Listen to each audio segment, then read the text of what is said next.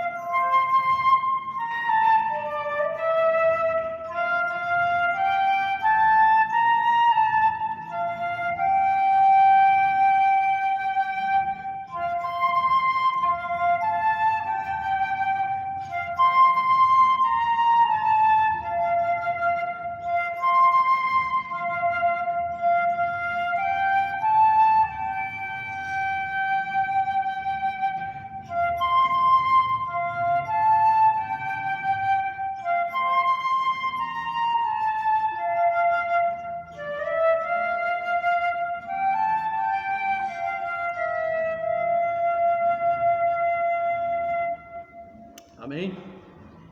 Abramos nossas Bíblias, irmãos, para o capítulo 2 de Lamentações. Continuamos nos cultos de orações, o culto de oração da terça-feira, estudando os livros proféticos, e dessa vez estamos no livro de Lamentações. É um livro poético, mas também, irmãos, podemos dizer que é uma continuação histórica, né, do livro de Jeremias. Então, fica após o livro de Jeremias, estamos pregando como se fosse um livro profético, mas entendemos que ele é um livro poético. Mas pedimos a Deus a graça de podermos entender, irmãos, aquilo que temos estudado. Já fizemos uma introdução ao livro, estudamos o primeiro capítulo, e hoje gostaríamos de estudar o segundo capítulo, precisamente do versículo 1 até o versículo 14. Se der, a gente continua, mas vamos inicialmente do capítulo 2, do versículo 1 ao versículo 14. Diz assim a palavra do Senhor: Como o Senhor cobriu de nuvens na sua ira a filha de Sião, precipitou do céu à terra a glória de Israel, e não se lembrou do estrado de seus pés no dia da sua ira. Devorou o Senhor todas as moradas de Jacó, e não se apiedou, derribou no seu furor as fortalezas da filha de Judá. Lançou por terra e profanou o reino e os seus príncipes. No furor da sua ira, cortou toda a força de Israel. Retirou a sua destra de diante do inimigo, e ardeu contra Jacó como labareda de fogo, que tudo consome em redor. Entesou o seu arco qual inimigo, firmou a sua destra como adversário, e destruiu tudo que era formoso à vista. Derramou o seu furor como fogo na tenda da filha de Sião. Tornou-se o Senhor como inimigo, devorando Israel. Devorou todos os seus palácios, destruiu as suas fortalezas, multiplicou na filha de Judá o pranto e a lamentação. Demoliu com violência o seu tabernáculo como se fosse uma horta, destruiu o lugar da sua congregação. O Senhor em Sião pôs em esquecimento as festas e o sábado, e na indignação da sua ira. Rejeitou com desprezo o rei e o sacerdote. Rejeitou o Senhor o seu lar, ou o seu altar, melhor dizendo, e detestou o seu santuário. Entregou nas mãos do inimigo os muros dos seus castelos. Deram gritos na casa do Senhor, como no dia de festa. Intentou o Senhor destruir o muro da filha de Sião. Estendeu o cordel e não retirou a sua mão destruidora. Fez gemer o antemuro e o muro. Eles estão juntamente enfraquecidos. As suas portas caíram por terra. ele quebrou e despedaçou os seus ferrolhos, o seu rei e os seus príncipes estão entre as nações, onde já não vigora a lei, nem recebe visão algum do Senhor os seus profetas. Sentados em terra se acham silenciosos os anciãos da filha de Sião, lançam pó sobre a cabeça, cingido de cilício, as virgens de Jerusalém abaixam a cabeça até o chão. Com lágrimas se consumiram os meus olhos, turbada está a minha alma, e o meu coração se derramou de angústia, por causa da calamidade da filha do meu povo, pois desfalece os meninos e as crianças de peito pelas ruas da cidade. Dizem as mães, onde há pão e vinho? Quando desfalece como o ferido pelas ruas da cidade, ou quando exalam a alma nos braços de sua mãe. Que poderei dizer-te?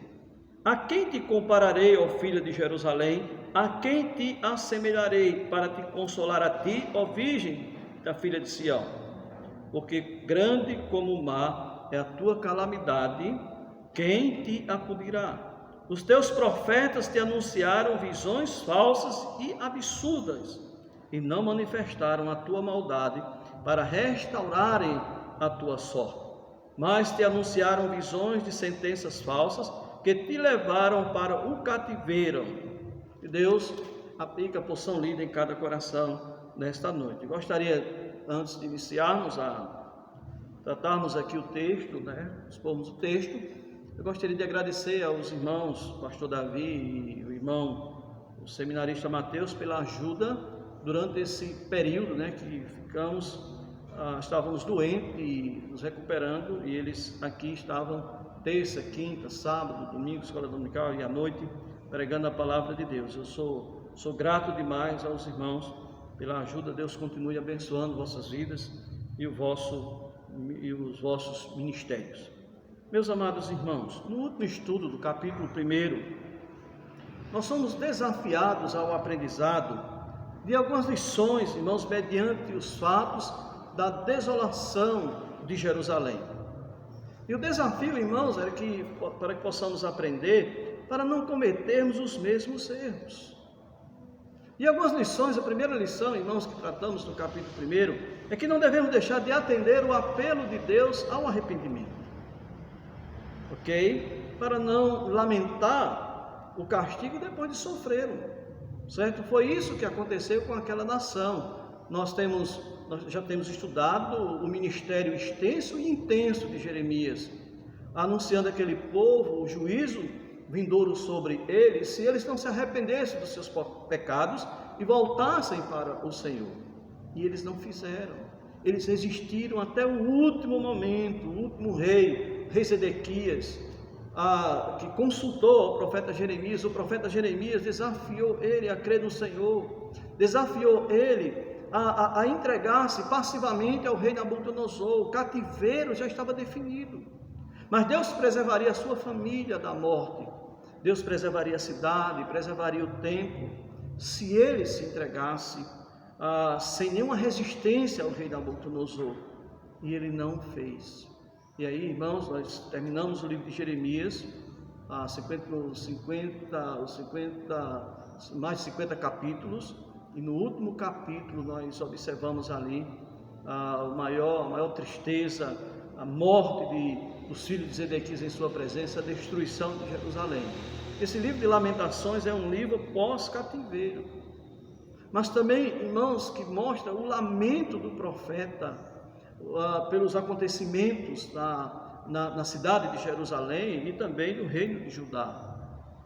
Jeremias, ele chorou sobre Jerusalém, como também chorou por Jerusalém, assim como Jesus Cristo também chorou por Jerusalém, certo? Ele diz: Jerusalém, Jerusalém. Ele diz: quantas vezes eu não quis, como uma galinha, atraiu os seus pintinhos para debaixo das asas e vocês não quiseram. Isso Jesus, olha, mais de 400 anos depois, Jesus falou para aquela nação que mais uma vez após o cativeiro estavam se rebelando contra o Senhor. E se rebelaram contra o Senhor e sofreram também as consequências da rebelião. A outra lição, irmãos, que aprendemos é que não vale a pena só lamentar a razão da tragédia depois de sofrer. Nós estudamos isso no capítulo 1. Foi isso que o povo fizeram. Eles só perceberam o grande erro que cometeram após sofrer o castigo. Não devemos cometer esse erro. Se o Senhor fala, meus amados irmãos, por meio da sua palavra, tem que haver quebrantamento. Porque, irmãos, depois não vale a pena só o lamento, certo? Só lamentar a razão da tragédia, só depois de sofrê-la. Nós precisamos, irmãos, atentarmos para isso. Outra lição é que é muito doloroso conhecer a justiça de Deus diante do caos, diante do sofrimento. Foi isso que eles fizeram. Eles reconheceram que Deus é justo, mas só fizeram isso, irmãos, depois de sofrer as consequências da desobediência. Eles aprenderam justiça de Deus da maneira mais difícil possível, da maneira mais dolorosa possível, certo? Ou seja, quando sofreram as consequências do pecado. Jerusalém, Jerusalém, que tristeza, irmãos, aquela cidade gloriosa, atingiu seu clímax de glória no contexto terreno nos dias do rei Davi e depois, atingiu o clímax nos dias do rei Salomão. E aí nós observamos depois de Salomão a decadência moral e espiritual daquele povo, culminando numa divisão do reino, a Israel dividido, o reino do norte e o reino do sul. Esse reino do norte viveu à margem, daquilo que Deus havia dito. Eles romperam, eles quebraram a aliança com seu Deus e foram levados cativos pelos assírios. Israel, Judá, o reino do sul, não aprendeu a lição. 100 e poucos anos depois, recebeu o mesmo castigo, porque conseguiram fazer pior do que o reino do norte. Foram levados cativos para a Babilônia. Então, meus amados irmãos, o profeta Sofonias, por exemplo, que foi um profeta que pregou nos dias de Josias, nos dias em que Jeremias iniciou o seu ministério. Mas creio que essa profecia, ou pelo menos essa descrição que ele faz de Jerusalém diante da obediência, aconteceu antes da reforma de Josias. Mas vejam o que o profeta Sofonias profetizou sobre Jerusalém nos dias de Josias. Olha o que ele diz, ai da cidade opressora. Jerusalém se tornou uma cidade opressora. Estudamos Isaías, estudamos Jeremias e nós observamos exatamente que havia uma liderança ali opressora dos mais pobres. O povo pagaram um preço muito alto por uma má liderança, por rejeitar o conhecimento de Deus e, irmãos, se enveredar na trilha daqueles falsos profetas que estavam profetizando também na época para o povo, mas não palavras que vinham da parte de Deus, mas que vinham deles mesmos.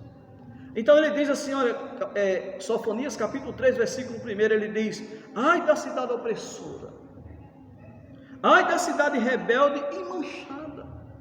Cidade rebelde e manchada. E aí ele continua no versículo 12, mostrando a natureza da rebelião. Eu estou fazendo isso, irmãos, para mostrar as razões de todo esse sofrimento que nós estamos estudando no livro de Lamentações de Jeremias. Olha a natureza, irmãos, da rebelião. No versículo 2, do capítulo 3 de Sofonias, diz, não atende a ninguém. Primeiro, não atende a ninguém. Segundo, não aceita disciplina. Terceiro, não confia no Senhor. E quarto, não se aproxima do seu Deus. Então, não atende a ninguém, não aceita disciplina, não confia no Senhor, nem se aproxima do seu Deus. Meus amados irmãos, olha a natureza da rebelião. Então, a grande dificuldade no dia desses profetas é a mesma, eu vejo que é a mesma dificuldade que temos hoje, meus amados irmãos. O povo de Israel, o povo de Judá, eles perderam de vista quem de fato é o Senhor. Eles perderam de vista quem de fato é Deus.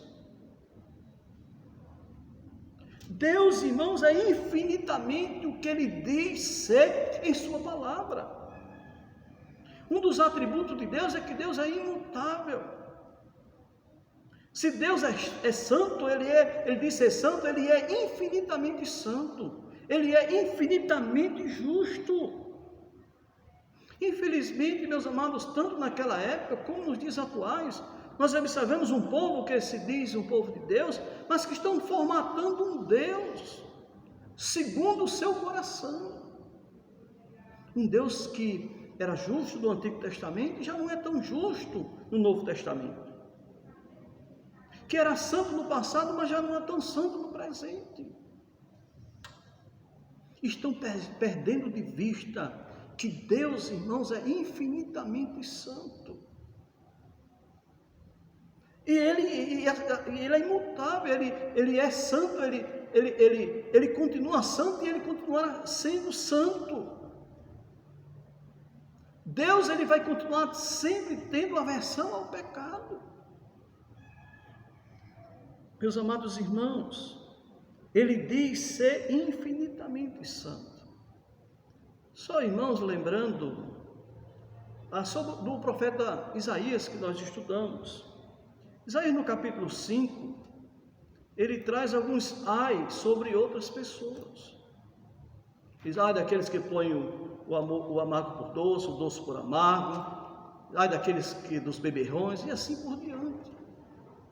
Mas quando chega no capítulo 6, inicia o capítulo 6 ele tendo uma visão de Deus sentado num alto e sublime trono. E eles viram os serafins, ele ouviu os serafins cantando, santo, santo, santo é o Senhor dos exércitos. Em nenhum lugar das Escrituras você vê outro atributo de Deus, por exemplo, justo, justo, justo. Mas naquele contexto, Isaías contemplou o Senhor em sua infinitude de santidade. E qual foi a reação dele? Ele disse, ai de mim. Capítulo 5, ele diz, ai daqueles, ai daqueles. Mas quando ele teve essa visão da infinitude e santidade de Deus, ou da infinita santidade de Deus, ele disse o quê? Ai de mim, estou perdido. Porque sou um homem de lábios impuros e habito no meio de um povo de impuros lábios. E os meus olhos viram o Rei, o Senhor dos exércitos. Nós observamos, irmãos, ele quebrantado, ele diz, ai de mim, estou o quê? Perdido. Porque muitos pensam que podem ser salvos de qualquer maneira. Porque estão perdendo de vista quem de fato é Deus. Deus é santo, Ele é infinitamente santo, Ele é infinitamente justo. Ninguém pode ser salvo fora do projeto salvífico dele na pessoa do seu Filho Jesus Cristo. Ele deixou sua glória e veio aqui neste mundo exatamente para morrer pelos nossos pecados. Mesmo como crentes, meus amados irmãos, sempre teremos convicções de que somos imperfeitos diante desse Deus Santo. Sempre temos consciência disso. O profeta Isaías, por exemplo, o que foi que ele disse mais na frente, no capítulo 64? Depois dessa visão, Isaías não foi mais o mesmo. E ele disse, mas todos nós somos como o imundo, todas as nossas justiças como trapos de imundícia. Por isso, meus amados irmãos, que não somos salvos, porque somos melhores do que A ou B, ou porque há alguma coisa de justo em nós. Somos salvos, meus amados irmãos, baseado na vida de Cristo sem pecado e no seu sacrifício substitutivo. Nós entendemos que jamais seremos perfeitos enquanto existimos aqui, e ainda pecamos, erramos. Mas por Cristo e em Cristo estamos salvos eternamente, baseado não nas nossas próprias justiças, mas tendo uma visão correta de quem de fato é Deus. Ele é justo, Ele é santo, Ele é amor. E por isso proveu salvação, que mediante a fé temos paz com Deus, por meio de nosso Salvador e Senhor Jesus Cristo. O povo, irmão, de Israel, como o povo de Deus, no presente, estão perdendo o Senhor de vista, de quem de fato é Deus. E por isso, naquela época, se tornaram insensíveis para o pecado. Se tornaram insensíveis. Porque é isso que acontece. Isaías, quando teve a visão da infinitude da infinitude de santidade de Deus, ou da infinita santidade de Deus, ele disse: olha de mim, estou perdido. Eu sou um homem de lábios impuros. Isso acontecerá com qualquer um, irmãos, que tem uma visão correta de Deus. Jamais vai ficar à vontade na presença de Deus. Jamais vai atribuir a Deus aquele cara lá de cima. É preciso, meus amados irmãos, levarmos isso a sério. Deus é Deus. O profeta Abacuque disse que ele é tão puro de olhos que não pode contemplar o mal. Então, à luz dos ensinos de Jeremias, não é difícil entender as razões do colapso que veio sobre Judá naquela época. O profeta Jeremias sabe muito bem que o povo de Judá, eles apostataram da fé há muito tempo. E o pior, viram o exemplo do reino do norte sendo levado cativo para a Síria devido aos seus pecados e não aprenderam a lição. Cometeram os mesmos erros ou erros piores. Jeremias fala sobre isso. Deus disse: olha, vocês conseguiram ser, estou parafraseando, vocês conseguiram fazer pior do que a vossa irmã. Meus amados irmãos, agora o mesmo destino havia atingido Judá. Todos de repente reconheciam claramente o castigo severo de um Deus justo e santo que estava vindo contra o pecador. Há quem diga assim: Deus abomina o pecado, mas ama o pecador. É como se quisesse isentar o homem do juízo de Deus. Como se Deus só fosse julgar os seus pecados e não o pecador como um todo. A prova disso é que todos os dias pessoas estão partindo para a eternidade sem Cristo. E desfrutando do sofrimento eterno, porque Deus é justo. Esse capítulo, meus amados, esse capítulo 2, a palavra ira, furor, indignação pode ser vista aqui várias vezes. E alguém pode perguntar, né? Você pode olhar, durante a leitura você viu, no versículo 1 ira, no versículo 1 duas vezes ira, no versículo 2 furor, no versículo 3 furor e ira, você pode observar, no versículo 4 furor, no versículo 6 indignação e ira, e assim por diante. Mas aí você pode perguntar, irmãos, podemos perguntar, mas como pode um Deus tão amoroso se irar, ter furor, ter indignação? Sim, meus amados irmãos, porque Ele é infinitamente santo, Ele é infinitamente justo. É importante, meus amados irmãos, entendermos isso.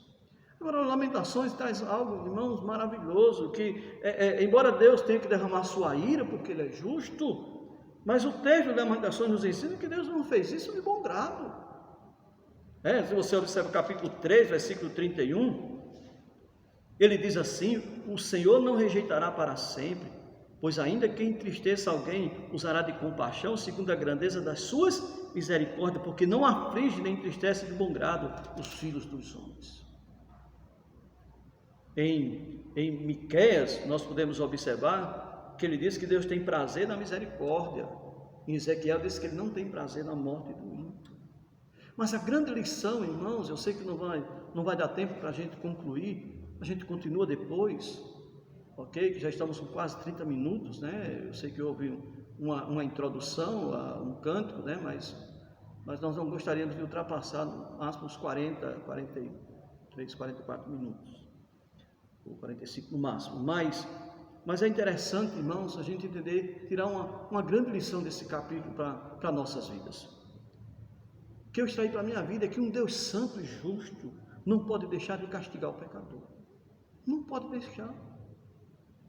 É isso, irmãos, que eu tenho aprendido aqui nesse livro. É isso que eu tenho aprendido nos estudos, né, que temos tido também nos livros proféticos, que toda a Bíblia ensina isso. que um Deus santo e justo não pode deixar de castigar o pecador. E podemos aprender essa grande lição aqui, primeiramente, irmãos, por meio da manifestação da sua ira sobre o pecador e o contexto em que esse pecador vive.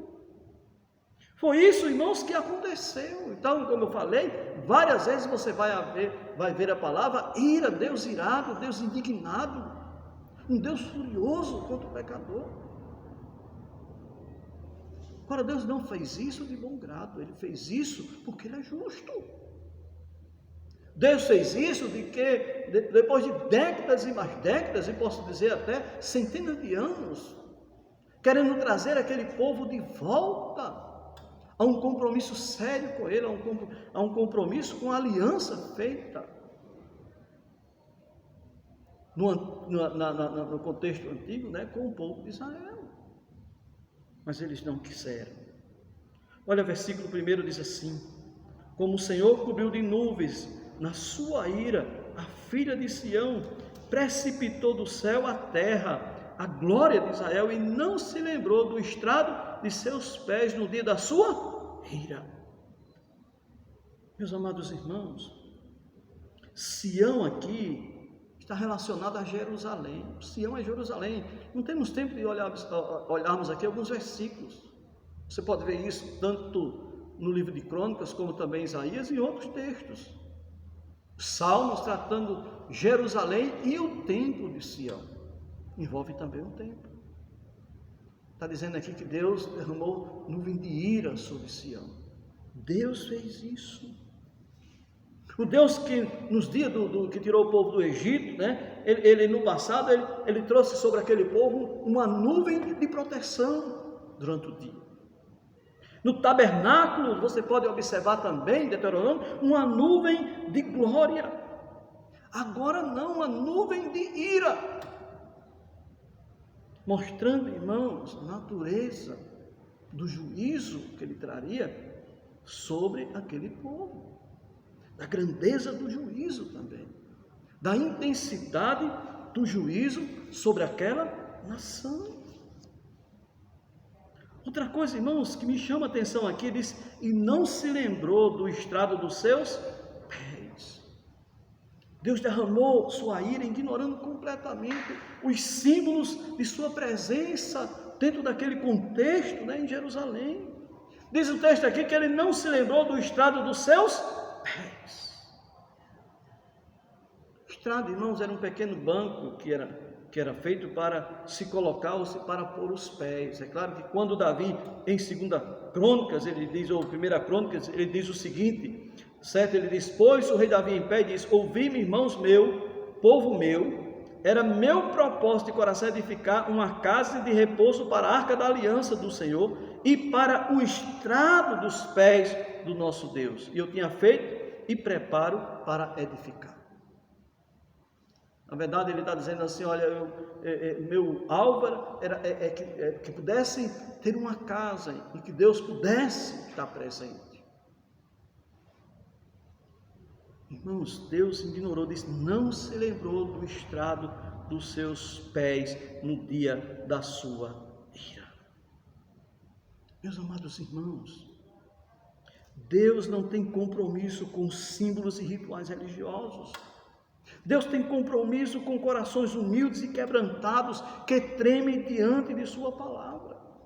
Se você vê, irmãos, em Isaías 66:2, Isaías 66:2, olha o que ele diz assim, 66:2, olha o que ele diz: porque a minha mão fez todas estas coisas, e todas vieram a existir, diz o Senhor, mas o homem para quem olharei é este. Olha, o homem para quem olharei é este. 2 pontos. O aflito e o abatido de espírito e o que treme diante de minha palavra. Meus amados irmãos, ter uma Bíblia, frequentar uma igreja, fazer parte da membresia de uma igreja, se dizer-se um cristão, ser um ativista religioso, estar sempre ali atuando e fazendo alguma coisa, não diz nada. Porque Deus contempla o coração. Deus não está preso, meus amados irmãos. Mas o povo, naquele contexto de Jeremias, eles achavam que ir ao templo ou que prestar algum tipo de culto à sua maneira iria agradar a Deus. Isso não acontece, Deus não se lembrou. Deus não se lembrou do estrado dos seus pés, quando trouxe juízo sobre aquele povo, porque ali, amados, havia muita hipocrisia. Só para lembrar os irmãos, volta aí para Jeremias capítulo 5, só para lembrar os irmãos. Eu não estou aqui, meus queridos irmãos, como advogado de Deus. Deus não precisa de mim. Eu não quero aqui convencer para você, porque talvez esteja chocado ou fique chocado com o que Deus traz de juízo sobre Jerusalém no contexto de Lamentações de Jeremias. Mas eu gostaria, irmãos, de que pudéssemos entender que isso aconteceu devido à rebelião do povo. Lembra que nós falamos em Sofonias? O povo se rebelou completamente contra o Senhor, e nós vimos a natureza da rebelião. Não atendia ninguém, não aceitava disciplina, não confiava no Senhor, nem tampouco se aproximava do seu Deus. Não adianta se aproximar, meus amados irmãos, de lábios. Isaías diz isso, certo? Esse povo se aproxima de mim de lábios, mas o coração está distante. Foi o que aconteceu. Deus sonda o coração. Deus não é como os homens que só vê o exterior, Deus vê o coração. É isso que nós precisamos, irmãos, entender. Eu, você, nós precisamos entender. Mas olha o capítulo 5 de Jeremias, só para relembrarmos, irmãos, olha o que Deus diz: dai volta às ruas de Jerusalém, vede agora, procurai saber, buscai pelas ruas, ou buscai pelas suas praças, a ver se achais alguém, se há um homem que pratica a justiça e busca a verdade, e eu lhe perdoarei a ela.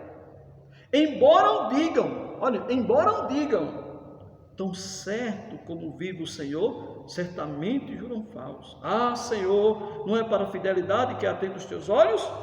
Tu os feristes e não lhes doeu, consumiste-os e não quiseram receber o quê? A disciplina.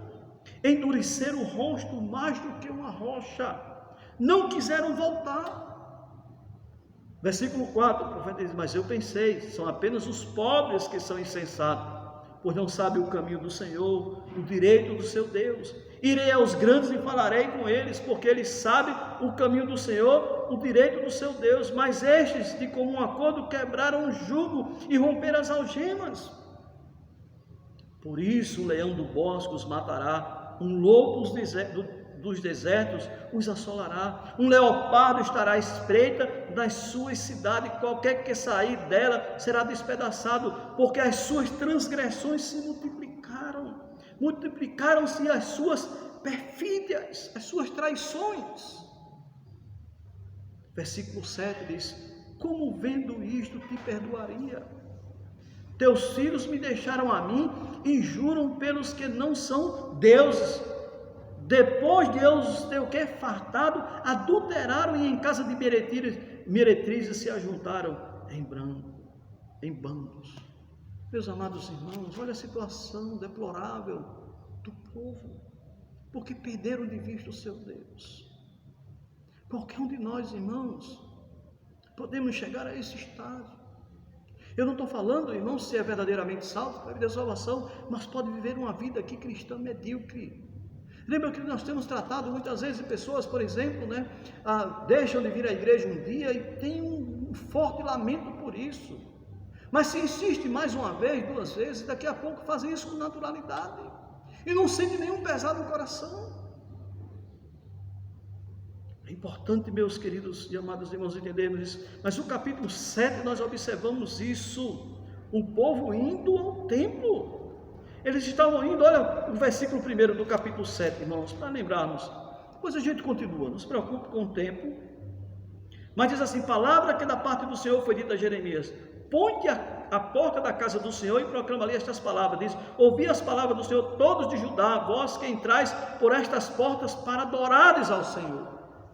Assim diz o Senhor dos Exércitos: emendai os vossos caminhos e as vossas obras, e eu vos farei habitar neste lugar. Não confieis em palavras falsas, dizendo: templo do Senhor, templo do Senhor, templo do Senhor é este.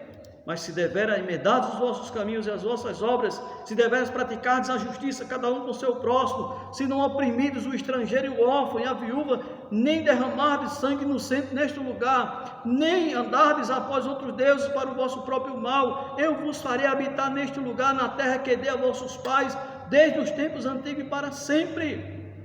Versículo 8: eis que vos confiais em palavra falsa, que para nada aproveita. O que é isso? Furtais e matais, cometeis adultério, e jurais falsamente, queimais incenso a Baal, e andais após outros deuses que não conheces, e depois vindes a pontos diante de mim nesta casa, que se chama pelo meu nome, e dizeis: estamos salvos sim, para continuares a praticar estas abominações. Olha que situação, meus amados irmãos, que situação deplorável.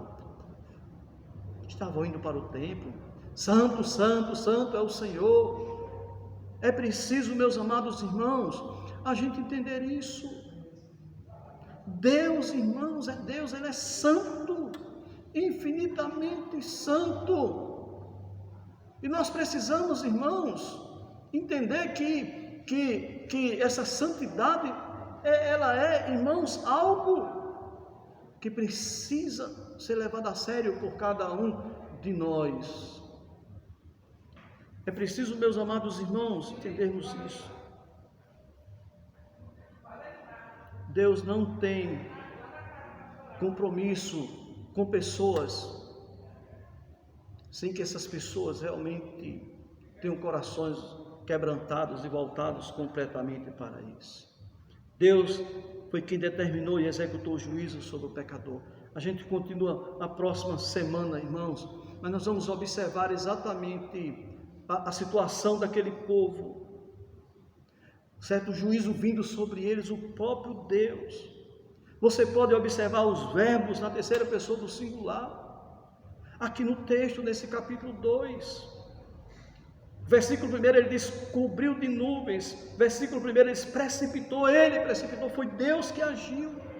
Foi Deus que devorou as moradas de Jacó e seus palácios. Versículo 2 e versículo 5. Deus que derrubou as fortalezas de Sião, destruiu as fortalezas, versículo 5, pode olhar, terceira pessoa, meus amados, do singular, Ele fez isso, Deus fez isso. Meus amados irmãos, quando a igreja também, ela perde o propósito de sua existência, já era. Deus não tem compromisso com quatro paredes, Deus não tem compromisso, irmãos, conosco, porque se dizemos, estamos dizendo que somos crentes, que somos salvos. Aquele povo iam para o templo, olha, templo do Senhor, achava que isso é suficiente, apenas cumprir rituais religiosos, mas distantes de Deus. Próxima semana a gente continua tratando, se Deus assim permitir, tratando sobre a ação de Deus. Foi Deus que determinou, que executou, irmãos, o juízo sobre o pecado. Que Deus tenha misericórdia de nossas vidas. Que entendamos sempre, meus amados irmãos, que um Deus santo e justo não pode deixar de castigar o pecador. Tenha isso em mente, guardemos isso no coração, para evitarmos, irmãos, sobre nossas vidas dificuldades. Como eu falei, devemos ter muito cuidado, meus amados irmãos, e não sermos simplesmente ativistas religiosos. Eu e você temos que ter esse cuidado, e não sermos ativistas, e não estarmos nos apoiando em nossa moralidade. Aí eu escuto a palavra, estou obedecendo, faço isso, não faço aquilo. Não devemos fazer isso, porque a transformação, irmãos, é o Espírito Santo de Deus que opera em nossas vidas, de dentro para fora. Devemos ter muito cuidado também, meus amados irmãos, de não sermos passivos. E pessoa, não, eu sei que foi Deus que nos convenceu do pecado. Eu sei que Deus foi quem operou essa salvação em nossas vidas. Pela graça sois salvos mediante a fé. Isso não vem de vós, é dom de Deus, não vem de obras para que ninguém se glorie, é dom de Deus. Mas isso não isenta no nosso desenvolvimento espiritual, certo? De responsabilidades.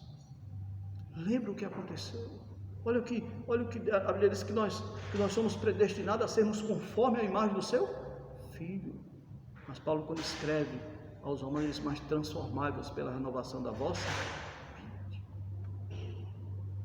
Temos que olhar a palavra, né? Como o pastor Davi lembra, né? Pegou do capítulo 1 ao capítulo 3 de Efésios. Deus trata o quê?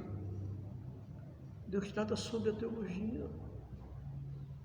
Quando chega no capítulo 4 ao capítulo 6, vem para a prática. E ele diz: andar de acordo com a vocação da vossa chamada, andar dignamente de acordo com a vocação da nossa chamada.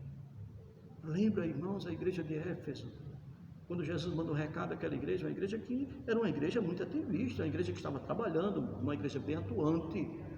Posso dizer que era uma igreja conservadora, posso dizer que era uma igreja fundamentalista, mas uma igreja que se afastou do primeiro amor. E Deus manda um recado para ela: disse, olha, você volta, se arrepende, ou você cai em si.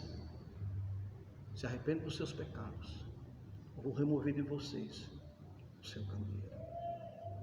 Ele não está dizendo que ali se tem salvo ali porque tem sua salvação. O que ele está dizendo é que a igreja coletivamente poderia perder o seu brilho.